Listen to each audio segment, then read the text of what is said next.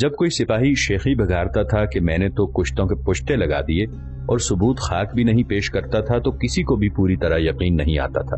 आखिर ऐसे लोग भी तो होते ही थे जो करते थोड़ा और बताते बहुत थे।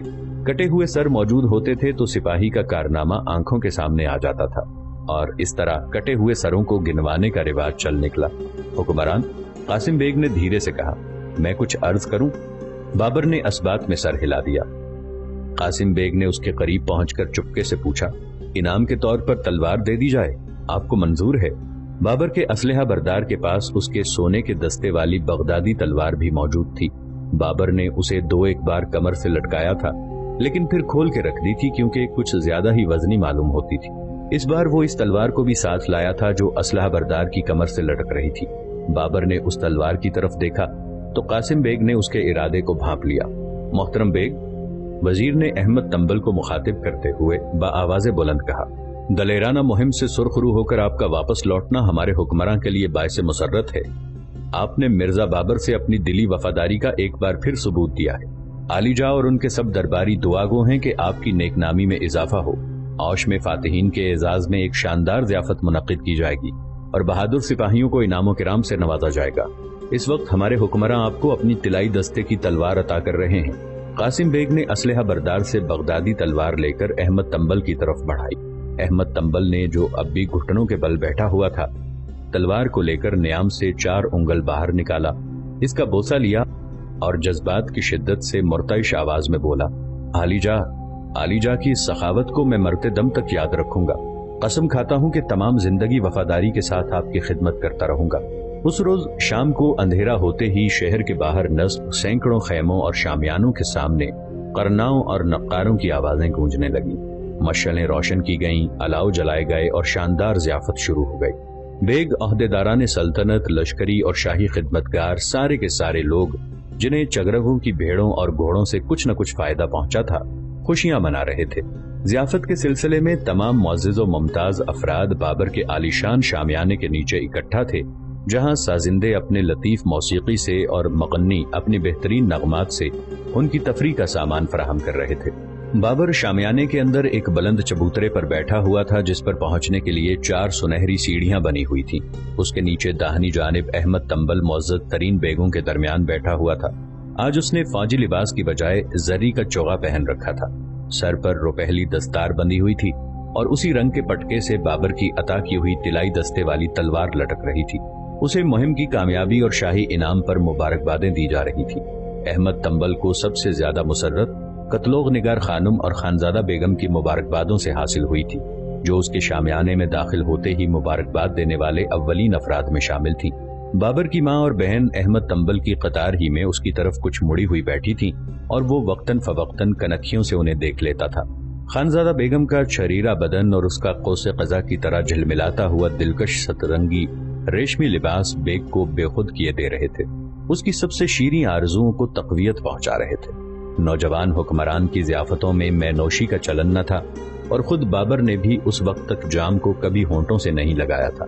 कासिम बेग को शराब पसंद न थी और उसने ज़ियाफतों में बादानोशी को ममनू करार दिया था, लेकिन दूसरे बेगों ने मरहूम मिर्जा उमर शेख के अहद की रंगीन महाफिल मै की याद में होशियारी के साथ बाबर से छुपाकर वजीर के इस हुक्म की खिलाफ वर्जी का फैसला किया। अली दोस्त बेग ने मुड़कर पीछे खड़े हुए शरबत जी को देखा और आंखों ही आंखों में अहमद तंबल की तरफ इशारा किया। शरबत जी इशारे का मफहूम समझकर मुस्कुराया और उसने चांदी की दूसरी सुराही से प्याला भर दिया। अहमद तंबल ने प्याला हाथ में लिया तो फौरन ही उसकी नाक में शराब की बू समा गई। पीजिए न बेग, दिली आरजू है कि समरकंद पर यलगार के दौरान आपको और भी ज्यादा कामयाबी नसीब हो, अली दोस्त बेग ने धीरे से कहा। अहमद तंबल ने इजहार तशक्कुर के तौर पर सर झुकाया और प्याला खाली करके दस्तरखान पर रखे हुए गोश्त की तरफ हाथ बढ़ाया। अब तो हमारे पास गोश्त का इतना ज्यादा जखीरा जमा हो गया है कि हमारे समरकंदो बुखारा पर काबिज होने के लिए काफी होगा, मखमूर अली दोस्त बेग ने बाआवाज़े बुलंद कहा ताकि सब सुन लें। हमें जल्द अज जल्द हमला करना चाहिए। बाबर पर बखूबी वाज़े था कि ये दौलत की हवस ही है जो बेगों को समरकंद पर चढ़ाई के लिए उकसा रही है। इस हवस को काबू में रखना पहले भी दुश्वार साबित होता था, लेकिन अब तो ये कोहिस्तानी दरिया के तुंदो तेज धारे जैसी हो गई थी। अब तो इसे कोई भी ताकत रोक नहीं सकती थी। میرے عمارت فضل الدین تیز بہاؤ والے بورا سائے کے کنارے جس پر سبز و شاداب علاقے میں عارضی طور پر مقیم تھا وہ جنت جیسا خوبصورت تھا۔ گھر کے آگے ایک چھوٹا سا احاطہ واقع تھا جس میں ناشپاتی اور بہی کے کچھ درخت لگے ہوئے تھے اور جہاں وہ اکثر کام کیا کرتا تھا۔ ناظرین، آگے بڑھنے سے پہلے کامنٹ سیکشن میں ہمیں اپنی آراء سے ضرور آگاہ کیجیے گا کہ آپ کو ہماری یہ سیریز کیسی لگ رہی ہے۔ آئندہ آنے والی اقساط سے باخبر رہنے کے لیے ہمارے چینل کو سبسکرائب کر لیں اور ساتھ موجود بیل آئیکن کو ضرور کلک کر لیں۔ شکریہ۔ احاطے کے گوشے میں سائبان تلے 2 گھوڑے بندھے ہوئے تھے جن میں پیشانی پر ستارے والا سیاہی مائل سرخ گھوڑا بابر کا عطا کیا ہوا تھا۔ فضل الدین کو شاہی میر عمارت مقرر کر دیا گیا تھا۔ اسے بابر کی مخصوص عنایات بھی حاصل تھیں اور یہ ایسی باتیں تھیں جن پر وہ شروع میں قلبی مسرت محسوس کر سکتا تھا۔ حکمران نے میر عمارت کے مشورے سے اندجان میں اگلے کئی برسوں کے دوران مدرسوں اور کتب خانوں کی تعمیر کا ایک منصوبہ مرتب کرایا تھا۔ اس سلسلے میں فضل الدین کی تجاویز منظور کر لی گئی تھیں اور یہ بھی کہہ دیا گیا تھا کہ جب وہ لشکر کشی کے سلسلے میں باہر جایا کرے گا تو تعمیری کاموں کی نگرانی خانزادہ بیگم کیا کرے گی اور میر عمارت کو عمارات کی تعمیر سے متعلق ساری تفصیلات شہزادی کے مشورے سے طے کرنی ہوں گی۔ فضل الدین مستقبل میں خانزادہ بیگم سے اپنی ملاقاتوں کا تصور کرتا تھا تو اس کے دل پر خوف سا طاری ہو جاتا تھا، پر ساتھ ہی ساتھ مسرت و راحت کی ایک شیریں کیفیت بھی محسوس ہوتی تھی۔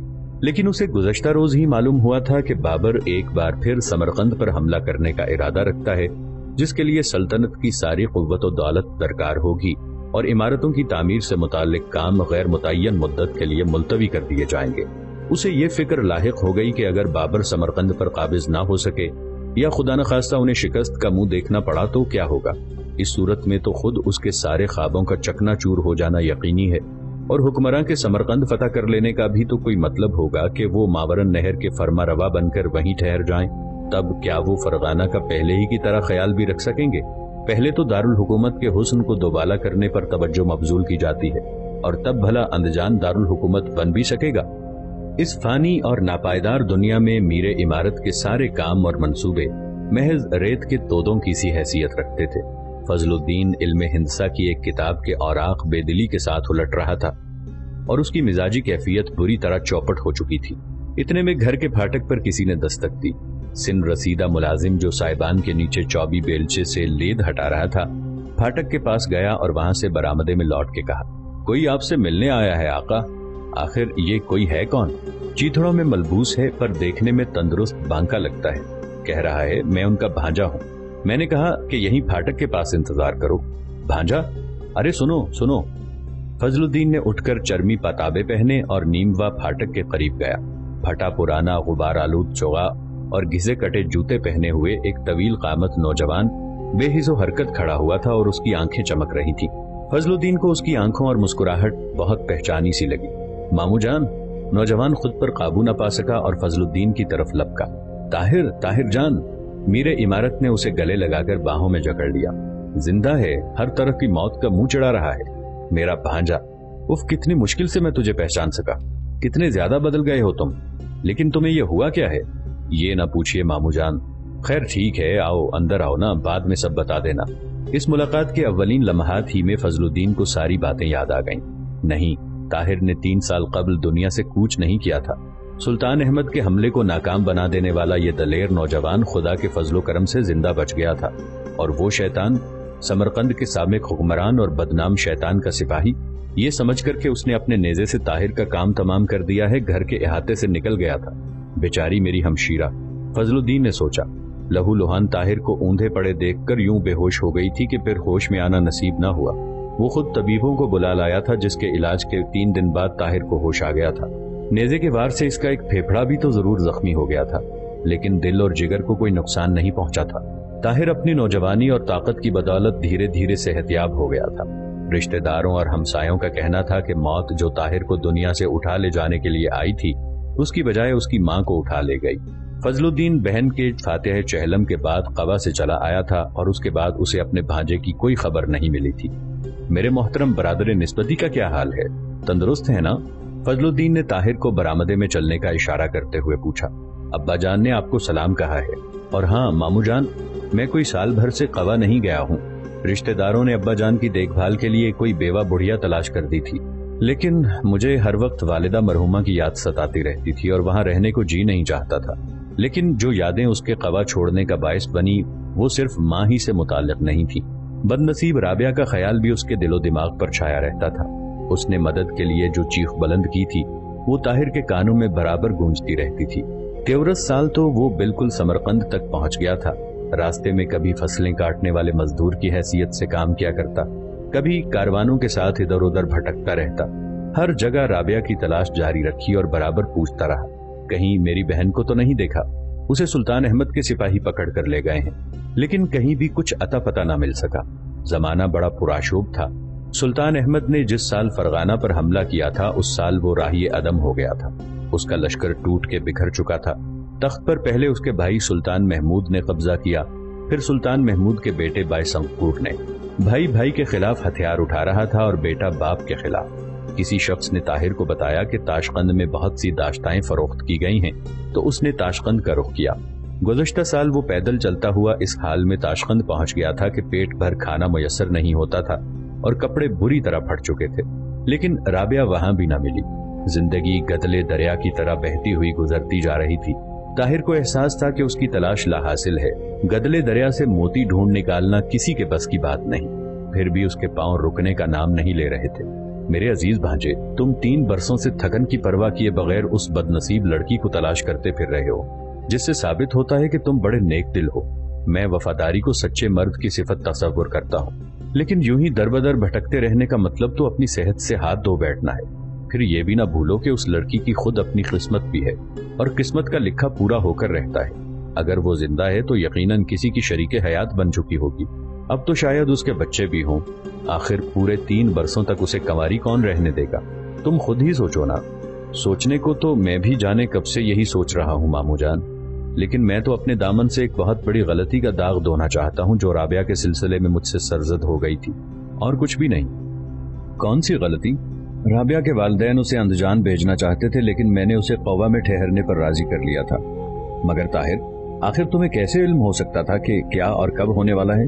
ये तो दुरुस्त है कि मुझे नहीं इल्म हो सकता था, फिर भी जब तक उसे तलाश न कर लूं, देख न लूं, तब तक मुझे सुकून नहीं मयस्सर हो सकता।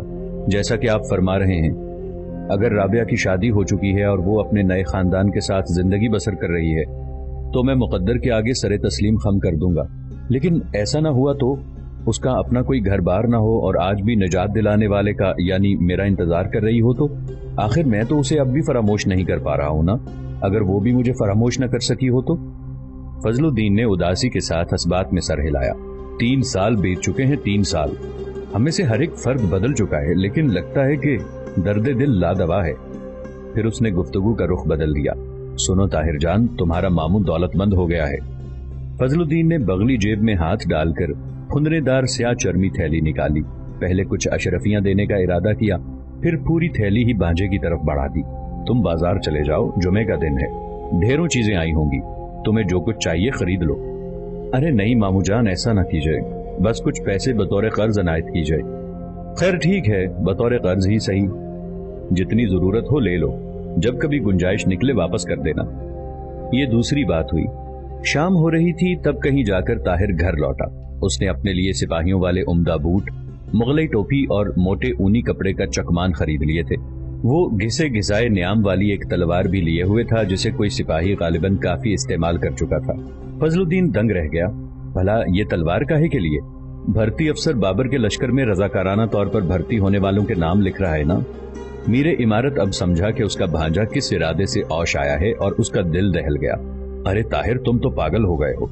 सब लोग तो जंग से दूर भागते हैं और तुम खुद ही मौत के मुंह में जाने की पड़ी है। उस समरकंदी नेजे के वार से जी नहीं भरा था क्या?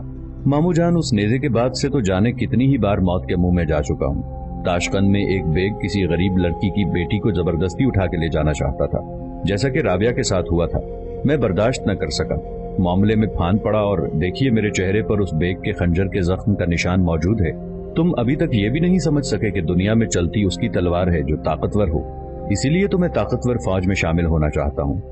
दरअसल जालिम व जाबिर सिर्फ ताकत ही से डरते हैं। मामू जान, मैंने लोगों के दर्दो गम को बहुत देखा है, आम आदमियों के दर्दो गम में शरीक रहा हूँ। मुझे बहुत से लोगों ने बताया है कि मिर्जा बाबर का दिल साफ और इरादे नेक हैं। इंसाफ पसंद बादशाह भी हमारा हामी और नासिर ना हुआ तो भला और कौन होगा। फजलुद्दीन ने गहरी ठंडी सांस ली। लेकिन मिर्जा बाबर अभी तो कम सिन हैं। मैंने भी उनसे बहुत सी उम्मीदें वाबस्ता कर रखी थी। फरगाना के हुस्न को दोबाला करना चाहता था, पर एक बार फिर जंग छेड़ने को है। एक बार फिर खून के दरिया बहेंगे। हम सब की आंखों पर पर्दे पड़ चुके हैं। हम तो जुल्मत शब की आगोश में जी रहे हैं। कैसा खराब जमाना लगा है, कैसी बेइंसाफी का जमाना।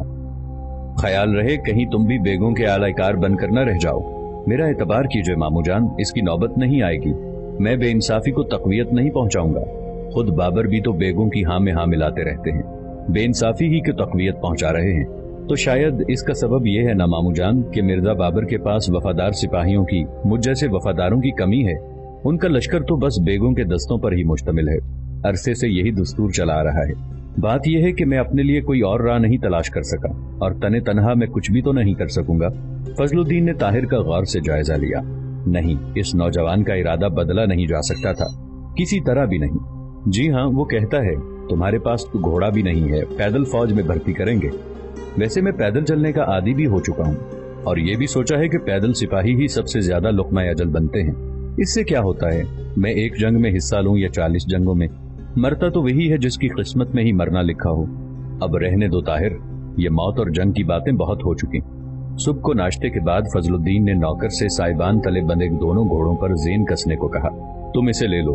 उसने लंबे टांगों वाले बछड़े की तरफ इशारा करते हुए ताहिर से कहा, तुम पैदल महाज पर जाओ। ये मेरे लिए बड़ी बेइज्जती की बात है। मीरे इमारत खुद माथे पर सितारे वाले उस घोड़े पर सवार हो गया जो उसे बाबर ने अता किया था। वो दोनों शाही महल के लिए रवाना हो गए। फजलुद्दीन ने कासिम बेग से ताहिर की सिफारिश की।